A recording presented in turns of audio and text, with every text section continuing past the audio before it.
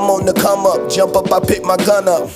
Joe Jackson with you. That's the only thing we have right now is Mandalorian. We're just like, yeah, that's great, but what else? The vitriol on Twitter over where the hell is Obi-Wan? I'm looking forward to that show so hard. Me too. Clone Wars Me too.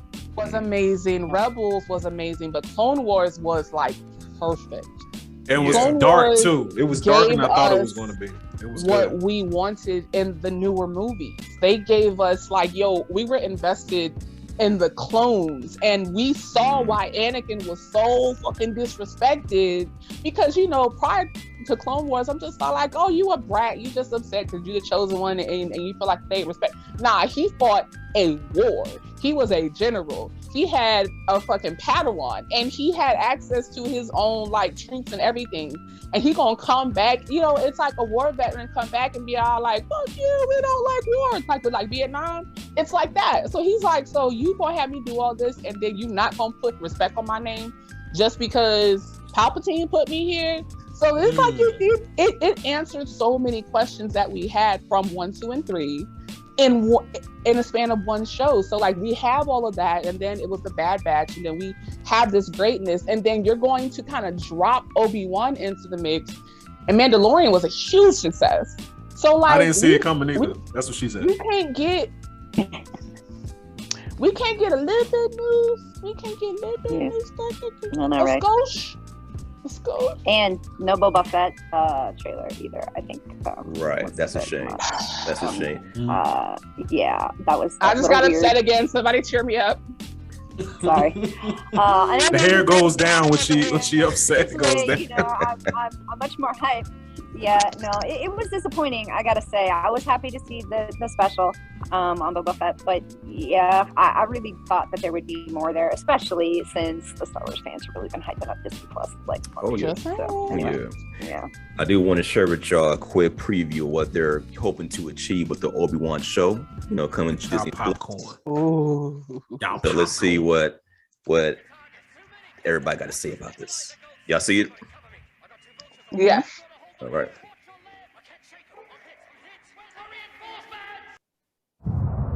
There's a hunger for this character to come back. The fans have been waiting long enough, Something that's extremely exciting is the return of obviously Ewan McGregor as Obi-Wan Kenobi. This is quite a dark time that we're coming into with him. Just being a Jedi, it's not safe. There's Jedi hunters out there. At least he has this one task left, which is to keep Luke safe. That's definitely a starting place for our story. The interesting thing is going to be where it goes from there.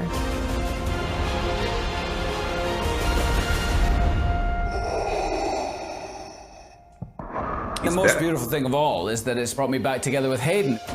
We are bringing back Hayden Christensen to reprise the role of Darth Vader. We couldn't tell the story of Obi-Wan Kenobi without addressing Anakin or Vader. Have another swing at each other might be quite satisfying for everybody. We hope that you enjoy it as much as we enjoy making it.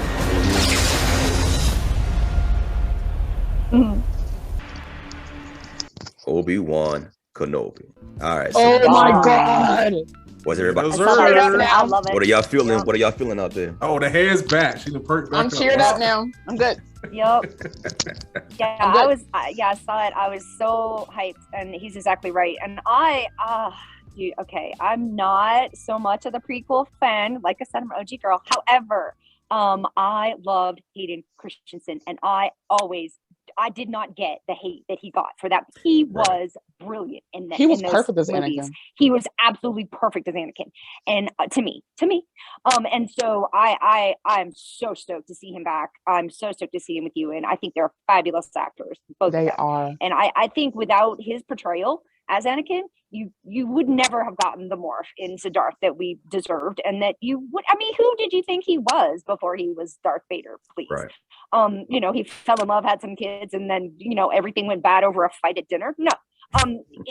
There was stuff. A fight at dinner. I'm just saying. I'm glad, and I hope it does really well. I'm so stoked. Yo, this gives me an idea for a skit. Like it's like Darth Vader, like he's good until like he gets meatloaf again. It's like meatloaf again. Ah,